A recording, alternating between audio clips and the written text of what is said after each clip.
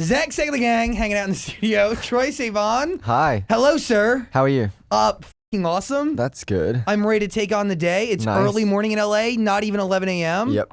Feels good to be alive. To be honest, I woke up like 10 minutes ago. Yeah. Hey, no problem with that. Yeah, and I'm 15 minutes early, so I'm like I got dressed very quickly this morning. Very impressive. How long does it usually take? Normally I give myself 45 minutes, but today I gave myself like 15. And you look beautiful. Thank you. I'm pretty like that sure like sweater. everything's on backwards, but thank you. It like looks so comfortable. Thank you. It really is. You'll realize once you leave that like your sweater's backwards, your Yeah. socks are on wrong. Yep. Different socks. Exactly. Shoes are on the wrong feet. What is it like being you right now? It's really, really good right now. I mean, it's always good, but Yeah. right now it just feels really, really awesome. I'm just about to start. I'm going from here to my first rehearsal for my next tour. So I just finished touring. I played a bunch of shows across the US and then a couple in Europe, and I just did two in Australia. Oof. And now that tour is kind of like done and dusted, and we're starting to kind of prepare for the new, longer, bigger Yeah. set with like new lights and a new band member maybe, and like just some A new band member. yeah, just some more like we're just kind of building out the show and Cool. playing much bigger venues and everything like that. So the first rehearsal for that starts today. How crazy is it for you to be putting together your first major tour? I mean, it's going to be a world freaking tour. Right. Yeah. I mean, Like- it's crazy. I think the times where I realize that it's crazy is like someone will mention like, I don't know, Arkansas. Like you said to Yeah. me Arkansas before, and I'm like, am I going to Arkansas later this year? I don't even know. But so like that's when I kind of realized that it's really I'm going to get to see the world this year in places that I probably have never even dreamt of going to. So yeah, it feels really, really exciting. When you're up there performing, and I've watched your performances, right? By the way, like your dance moves. I'd hardly call them dance moves. I but mean, They're they're moves for sure. though. dude. You move very fluid. It's very nice. Thank you very much. Like it's good. It's a combination of like sensual and then like a Right. little bit hipster. Right. I like the vibe. I tried to do it last night in my apartment alone. Yeah. Cool, failed. Zach. Do you know what? That was like one of the things that I was most concerned about before I started rehearsing for the very first show, because I was just like, I have no idea what I'm going to do on stage. And then it was so weird. I went to the first rehearsal and they were like, there was a band, they were playing my songs. It was nice and loud. And I just like started like, I guess, dancing around like I dance in my bedroom when I'm like really feeling a song. Vibing out, And man. I was like just like vibing out, and then I guess I just carried on doing that. And so that's exactly what I look like when I'm like dancing around my bedroom. So yeah, just kept it real. That's exactly what I want from a Troye Sivan show. Like straight up. Yeah. Because I feel like awesome. When you hear a band playing your music for the first time. Yeah, and it's so loud and there's like people screaming. How are you not supposed to vibe? Right? You know what I mean? Yeah. Is that Right. crazy? Do you think back in that moment to what? I think back to like wanting that when I was, like 4 years old, and I'm like, now it's actually happening. So yeah, I think back to just like how badly I've wanted this for a really long time, and just how crazy it is that it's like actually happening. Let's go back in time a little bit. Cool. You're in Perth. Yeah. You said your parents first realized you were able to sing when they heard you singing Madonna's Like a Prayer. Mm-hmm. It was the only song you listened to. Yeah. They said you sounded like Madonna. They said so. I don't know. I want to hear the recording. Yeah. But, You need proof. Yeah. No, I found out we had like a Windows computer, and I figured out how to use Windows Media Player and play that one song just like over and over and over again. And so, and we had this huge like games room, playroom for us kids, and I would just run around in circles like singing the song over and over again. I thought it was the best song in the world. I still think it's such a good song. But yeah, and then my parents just like, I guess, overheard me and just thought, that sounds pretty good. When did songwriting become a thing for you? To be honest, I think it's always sort of been a thing without me realizing it necessarily. I've always like written little things. Like when I was really, really young, when I was like, I'm talking like 5 or 6, we had a tape recorder, and I took like a fan because it was so hot in Australia that I took like, just a fan to blow air on you. And when you talk through it, it makes you sound like a robot. I thought that was like a cool Britney Spears effect. And so I put the tape recorder on the other side of the fan, and I wrote a little song and recorded it through the fan. And it didn't work, but I still thought it sounded okay. So you're like a technician and songwriter. I was trying An everything. engineer. Yeah. So I don't know. I now realize that I've kind of been doing it without realizing my whole life. Yeah. But I wrote probably my first like what you would structurally call a pop song probably when I was about 14 or 15. Do you remember those lyrics at all? Yeah, I do some of them. I mean, to be honest, the one that I probably like first ever finished was a song that I uploaded to YouTube called "The Fault in Our Stars," and that's the one that actually ended up getting me signed to my record label. So, Like that was pretty interesting too. You get signed in 2013. You don't release an EP, and you don't really announce it for a year after that. yeah. But that's all because you keep your fans in lockstep with everything that you do.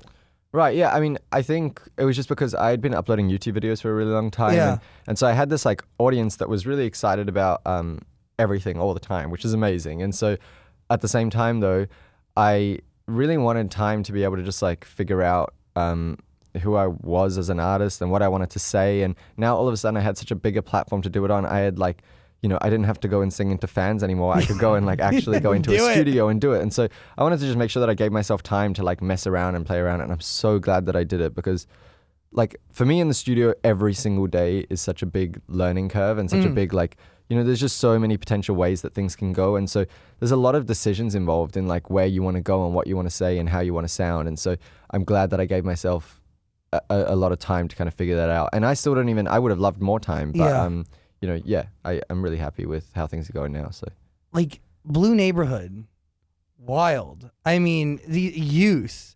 I mean, these songs are just, they're so different, so powerful, just real. I don't think there's no, I mean, you're talking to a dude who's been doing radio for 8 years, playing pop music for hours every day since I was 14. Right. Like, there's nothing like it for this generation right now. Oh, thank you. When you're going into that studio, what do you go in with? Are you going in with loose concepts of songs? Are you going in with a vision? Are you going in with a melody? What starts a song for you? It's kind of different every time. You know, it starts from all of those things at different times. So, you know, sometimes I'll go in with a melody or something like that I've recorded on my phone, or sometimes I'll go in with a particular lyric or just like a particular feeling or a story that's going on in my life. But I think kind of the thing that is consistent for me that I always go into the studio with is just like a standard that I kind of put on myself as far as what I think is cool and what I think is good, and making sure that I try my very hardest to kind of keep up to that standard. I just want things to be interesting for the listener, you know what I mean? So I never want to like undermine my audience. I think pop music kind of got a bit of a bad name for like banging people over the head with these overly simplified songs, and I don't think that it necessarily has to be like that. I'm all for simple pop music as long as it's like simple because it's amazing as it is, you know what I mean? So I think it's just about kind of like hopefully finding the good stuff. I mean, the whole album is personal. It's a story. Right, totally. Was any of the music videos, like, was any of that personal, the inspiration for that? So no, thankfully the music videos were not like autobiographical. Because I was watching and I was like, oh no. Yeah, no, they're pretty sad. But I mean, all of the music is, all of it. But the music videos I saw as just a real opportunity to kind of tell a story and shine a light on an issue that I really wanted to shine a light on. So took that opportunity to do that. But the music was very much like personal and autobiographical. Like, can we take a second to talk about the music videos? Sure. I mean, power. No, thanks. Like, insane. Thanks. Dude. And here's what I got to do. I got to thank you, and I got to fangirl a little bit here. Yeah. I got to thank you for bringing forth love equality. Right. For bringing forward genuine and real love. Right. To the mainstream community and inspiring young millennials and Gen Z. Right. You're inspiring the next generation of this country. Thank you. you. And I see it every day. I mean, radio in these communities across America, they're it's the backbone. You go into Alabama, Montgomery, and Mobile, or you go into Flint, Michigan, or Wichita, Kansas. Radio is everything to them. You know, all the 12, 13, 14, 15-year-old kids, it's all they're attached to. They're all they're doing is following you. Right. They're being raised and they're coming up knowing that love is love no matter what. Something that their parents didn't instill in them, and something that their parents might still not believe in. So when I listen to your music and I really get a chance to soak it in, I can see the power from all different sides. And a music video like that not only tells such a beautiful story, right? But expresses really that love is blind, almost. Love matters no gender. It doesn't matter. Right. Did you hope to be like a voice of the LGBT community, or do you think it just like came with the package? I think it just sort of came with the package. It's just like, you know, I'm an LGBT person and I got given this platform. And so I think, you know, I saw Aziz Ansari and the whole crew who made like Master of None. I saw their thank you speech at the Golden Globes, I think it was. and they were like, thank you to all the straight white guys for like dominating TV saw for that. so long. It's so funny. Because now like anything else seems really radical and different. Yeah. And that's kind of how I feel a little bit as Yeah. well, because I'm like, I'm literally just making a music video about like, you know, Love. Yes. and the people that I love, and it seems like this like mind-blowing Yeah. thing. So no, but I mean, of course I did, you know, I definitely have, you know, things that I feel passionate about and issues that I feel passionate about that I want to be able to talk about and want to be able to kind of just, you know, share my views on it. And I think as well, the thing that's so exciting right now is that like you said, the internet has kind of, people are getting Twitter accounts and Facebook accounts and Tumblr accounts when they're like 12, 13. Yes. And like, that is a really early age to be realizing that there is other opinions and viewpoints and other perspectives than your own and your parents. You know, I think that that's something that like people didn't realize before, is that you can kind of believe something other than your parents, Yes. or believe something other than like what your town believes, because there's this whole world out there online that is kind of showing you that there are other, you know, other viewpoints and 100%. other, you know, perspectives. So I think, yeah, times are changing a lot quicker because the internet is kind of letting people form their own opinions for things, because there's every opinion out there. You can kind of like take it all in Yes. and then make your own decisions afterwards. And I also feel like it really proves to the power of music, because Right. like I don't even think youth is going to be so huge. I don't even know if it's 50% there yet. Like it's Right. growing and it's going to get there. Oh, thanks, dude. Like it's crazy. Is it scary for you releasing that series of music videos or releasing songs that are just so deeply personal? I mean, you hide your secrets in these songs. Right. If somebody really wanted to, I mean, I'm sure they can read through the lyrics and like decode everything. Right. Maybe. I think so, yeah. I mean, it's all in there. It's just about if they can decode successfully. And the thing Yeah. is that even if they can, they don't necessarily know that they have. So it's like, I don't have to, you know, confirm or deny. Yeah. So I just leave it out there and, you know, I don't know, if someone figures it out, good for them. Is that why music is so powerful for you? Because like I think it's pretty interesting, right? You share your entire life online, and music is just like another place for you to share, but to share really secretively and like to get your life out, but like not have people know, to have people Right. guess, to have people relate their lives to your life without them even really knowing. Right.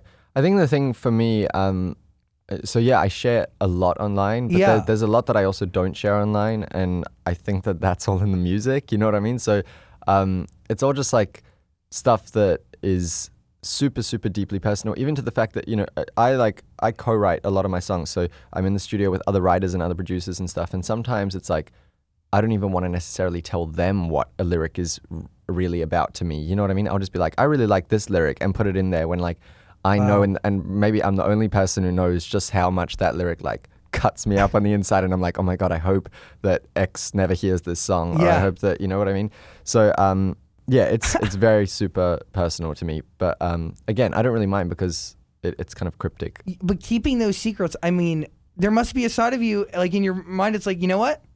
I'm going to keep this for me. I don't need to let the world know that this Right. lyric is just, Yeah. this hits me. Right, and as well, I think something that, like, one of the people who inspired me most to start songwriting was Amy Winehouse, and she used to write with such, like, specificity, is that the word? Yes. Specificity. And, you know, at the same time, I listen to her songs, and I feel like I can relate more than, like, I can relate to, you know, every pop song on the radio that's, like, trying so hard to be relatable and trying so Yeah. hard to say something super kind of generic that hits home with everyone.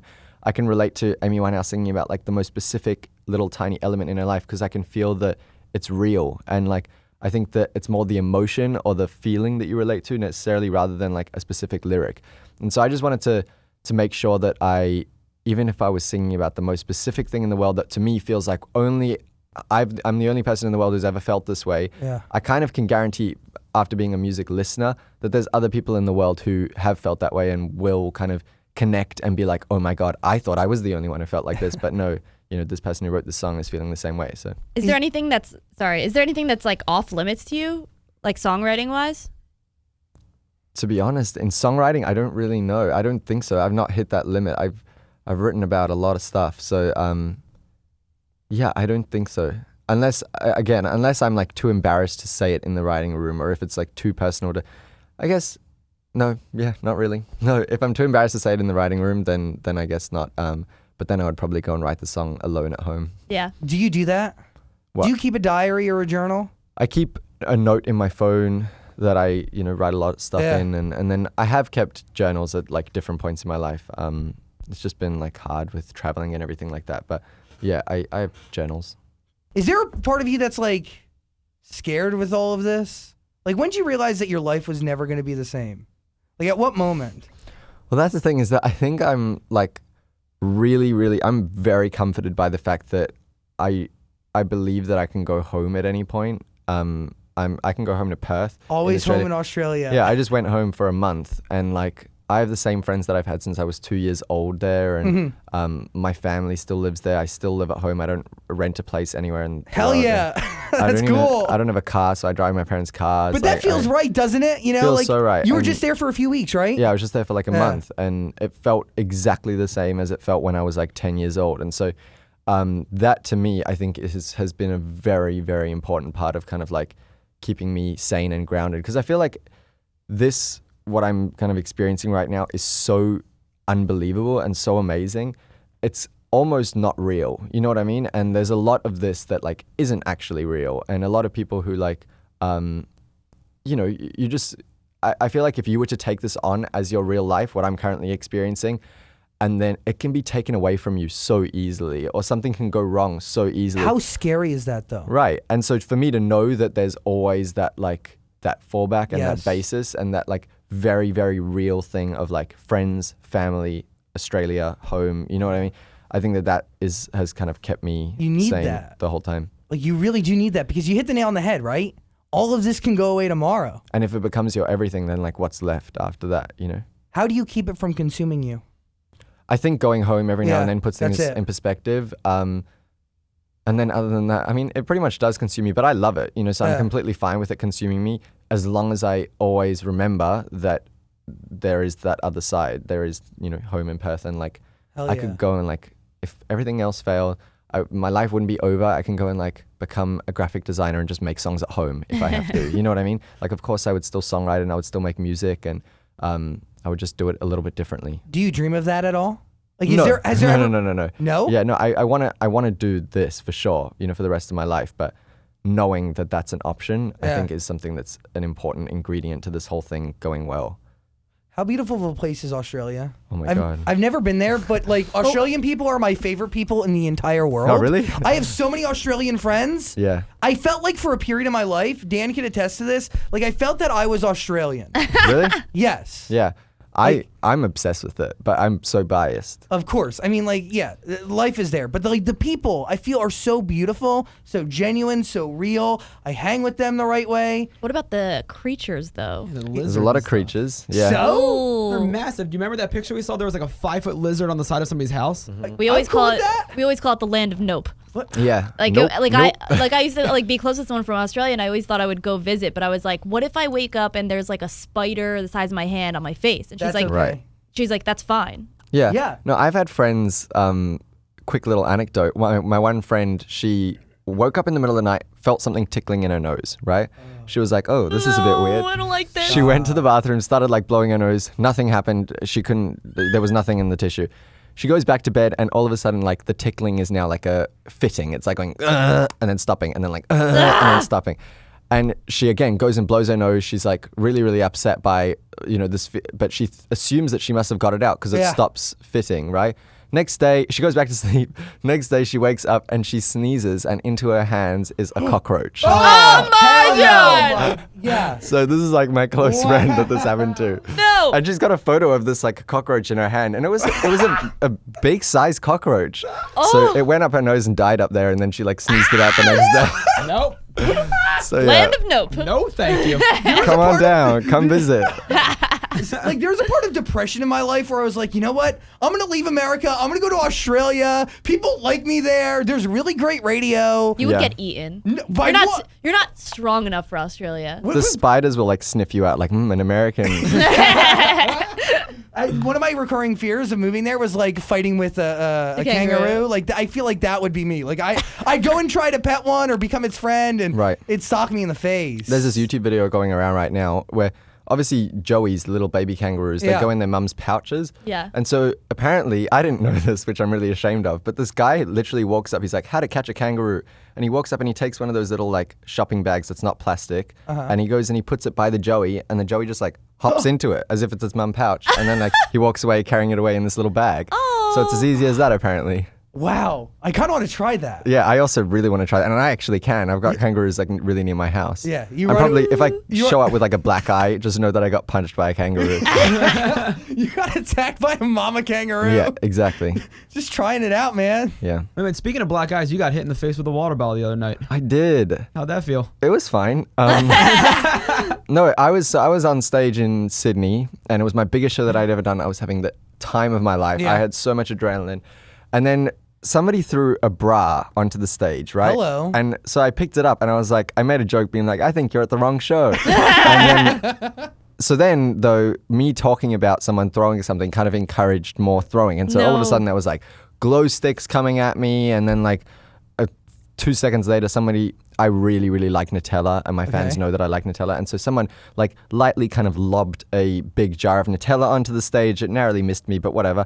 And then I guess this one person just got overexcited and threw their water bottle, and it just like kind of went at a different trajectory than they thought, and square like hit me in the face. They were feeling it. Yeah, well, no, so then I don't know if this is like really the person or not, but we got an email the next day being like, hi, I just wanted to say that last night was my first ever show, and I got so excited and I threw a water bottle, and I didn't expect that it would hit you in the face. I'm really, really sorry.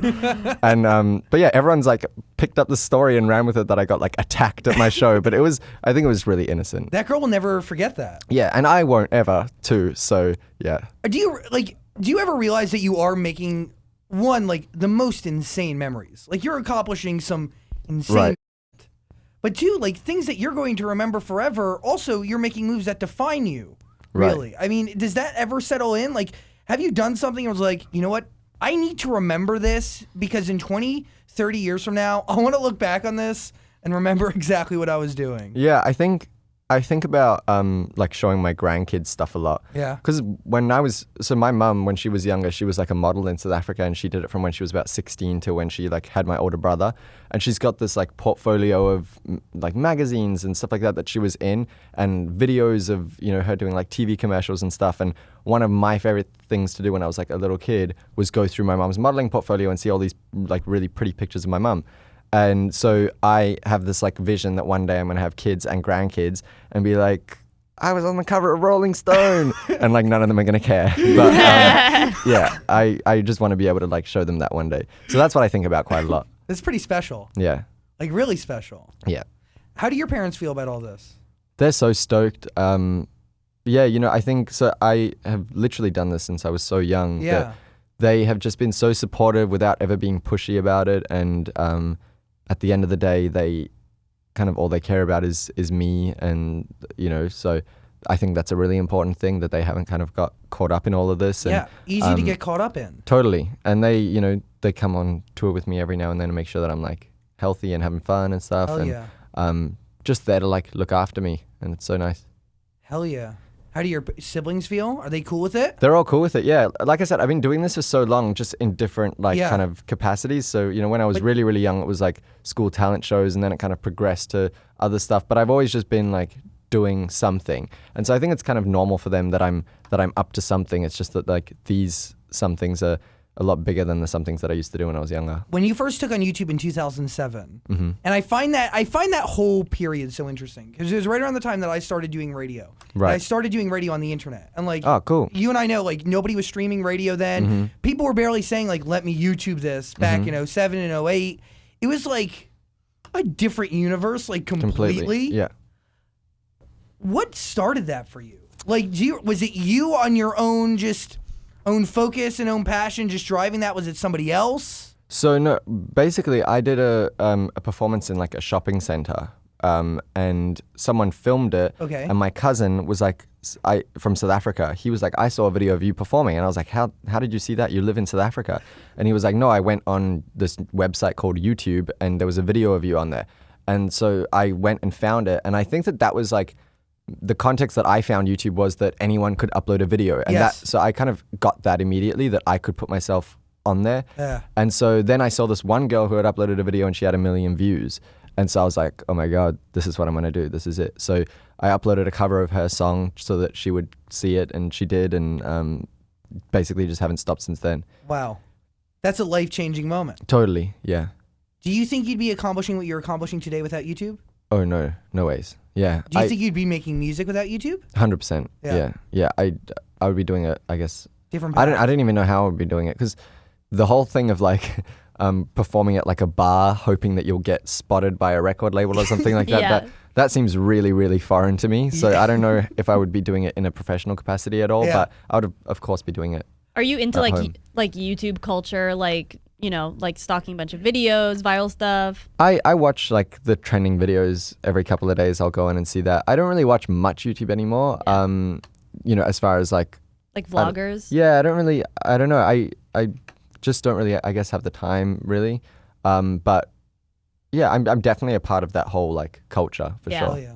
What Okay. do you think it is about people like you and Shawn Mendes that can take the YouTube success and take it mainstream? Because some people can never break that. Right. I don't know. I think, to be honest, it's a lot of like very kind of, it's hard work and effort and kind of thinking, you know, there's a lot of thought that goes into it, just because I think it's not an easy thing to necessarily do. So, yeah, I so take my hat off to him. He's absolutely smashed it, and yeah, like good for him. Okay, so pop music's a little bit different there, obviously. Yeah. What do you vibe with? Like, is there anybody you're a fan of? What do you think? Because I the more and more I see, like, I see a clear divide. Like, with every artist that comes in here, there's starting to become, you know, a divide that's between, you know, artists who write their own music and artists who don't, right? Artists who produce their own stuff too, artists who don't. Do you feel like that exists for you? Do you think differently when you hear a song by an artist that, you know they didn't write? Not really, because I think I appreciate both skill sets kind of thing. You Yeah. know what I mean? Like I hear let's say a song by an artist that I know didn't write the song, but their vocal sounds amazing on it. Like they sound incredible on it, and I feel like no one, you know, I feel like that's the reason that person is a star, because they're like, as a person, they're magnetic. People are like drawn to them. Yeah. And then as a singer, they just have a great voice for pop, let's say, you know, and I completely respect that, because I've met songwriters who can write incredible songs but can't sing to save their lives. And so I just kind of see it as if you can do both, amazing, good for you, and that's like awesome. But I also just appreciate both skill sets, you know, separately. When you're listening to music now and you're in Australia listening to Kiss, are you studying the music? Are you listening differently than Totally. you used to before? Yeah, that's been for a really long time. I kind of like, I find it hard to talk to people if there's like a song that I haven't heard on in the Yeah. background. I'll completely like zone out during the conversation and catch screw myself. you. I need to listen. But just because I really, especially since I started, you know, like writing a lot more with a lot of, you know, pop writers and stuff like that, I'm so fascinated by pop music and the structure of it. And like, I don't know, you know, someone like Max Martin, I could listen to a Max Martin song like for the rest of my life, pretty much just analyzing how insanely perfect it is. Yeah. And it's like simplicity and its hookiness and everything like that. So yeah, I love listening to music like analytically. Do you think music today fails to have meaning? Not necessarily. I think some of it does, you know what I mean? But some of it has a lot of meaning. So yeah, you know, one song that I'm like really feeling at the moment that I know everyone is, but like Here by Alessia Cara. So good. I hear that song and I'm like, that does have meaning. And she wrote Yes. that. You can hear that she like wrote that. It sounds like she wrote it on her like notes while she was sitting at a Yeah. party. You know what I It's mean? completely visual. Which I can totally imagine. So Too good. you know, yeah, like someone like that, I'm like, that's really cool that she's having some success with that song. Do you like, I mean, for me, I love seeing the next generation of music. Like you say, you mentioned Alessia Cara, right? Sister is the next gen of this industry. Right. Like, it's f***ing awesome, Yeah, right? totally. And you see that across the board. It's pretty amazing. Yeah. I feel like there's a really kind of cool group of people coming up in the music Yeah. industry right now. I'm really excited by a lot of the people that are kind of rising up. Like, going against the pop music grain, I think, a little bit. Yeah, totally. I think, to be honest, I think that just in general, pop Yeah. music had a very kind of formulaic couple of years where a lot of stuff sounded very similar. And now, and then I think people got bored with it. And to be honest, I think a real like turning point was a song like Royals going as big as it was. Yes. I think that was when things kind of shifted a little bit and everyone realized, okay, people are ready for something for fresh sounds, you know? And now I feel like it's like the whole like Major Lazer, Diplo, you know, Justin Bieber sound, which is also, you know, like a couple of months ago, that was super, super, super fresh. I hadn't heard anything like that, you know? And now it's like, you know, huge on the radio. So I think it's just like, you know, music is constantly changing and pop music is constantly changing. But right now I feel like people are looking for interesting sounds. Yeah. I think they're looking for a story, right? Right. They're looking for story, they're looking for meaning, and they're looking for impact. Like they're looking for a song to hit them and really resonate. Like and I think that's what Youth does. I also think that's what Wild does. I mean, thank you. I think that's what the video series does. I think that's what Blue Neighborhood does in general, right? Thanks. It resonates and you feel it. Thanks so much. It's like people love it. Does that like how do you when you read a positive review, like what do you feel? I was like totally not going to read any reviews. Yeah. And then as soon as I saw that they were positive, I was like, okay, I'll read it. So I read them. I don't know. I'm really, you know, that to me, kind of just, it was just such a nice little like affirmation that, you know, that I did the right thing, I think, because there was so many times where I thought, you know, again, like I said earlier, how many decisions there are in the writing process, you know, just making those decisions and there was a million and one ways that I could have gone with the album and to kind of go in the direction that I went. I wasn't sure if it was like the right move or not. It felt right to me and it felt like the most honest thing for me to do. But, you know, I didn't know if it was going to like work or whatever. And, but did you care? Not really. I think the thing was like some days I did and some days I didn't. And often it was like the days that I didn't care. I can hear when I listen back to like demos, I'm like, no, this is the day where I was trying to be like blah or like this person or like that person. Whereas all the songs on the album, I'm like, this was a day where I was literally just in the studio trying things, like having fun and making what I thought was exciting music. It's scary to see how like the outside world could affect that. Oh, it's totally. I think it's probably a problem for a lot of musicians, just because, like I said, how actively I listen to music and how analytically I listen to music. I'm so easily influenced. If I hear something that I think is awesome, chances are I'm going to want to try that and And if I'm in the studio the next day, I'll probably write something that sounds like that song, or you know, that was like inspired by that song in some way. And so that's wrong. Well, no, not necessarily wrong. It's just like. You know, how do I know that that's not something that's just going to inspire me for like a week and then I'm going to get over it kind of thing? You know, I wanted to make sure that this was like something that I feel like had felt like that had some longevity to me personally. Cool. You know, these are like the songs that inspired me to, you know, that inspired the sound have been songs that I have loved for like years at a time. And so letting those inspire me, I was completely fine with, because I was like, to me, this feels really timeless as an inspiration. So. Yeah. Timeless is key there, right? You think about music, right? And you think about, like, I always think about it here. Are there songs I'm playing right now that I'm going to be playing on the radio in 30 years, right? Like the oldies format in radio that we have here in the States. Like, I'm going to be doing that one day, you know, in a wheelchair with a walker. I'm hoping to be still playing you. I'm 99.9% sure I will be. Scary. You know, Youth, it is scary to think about. But I also think about the other songs out there, right? Right. I don't know necessarily if those timeless records exist.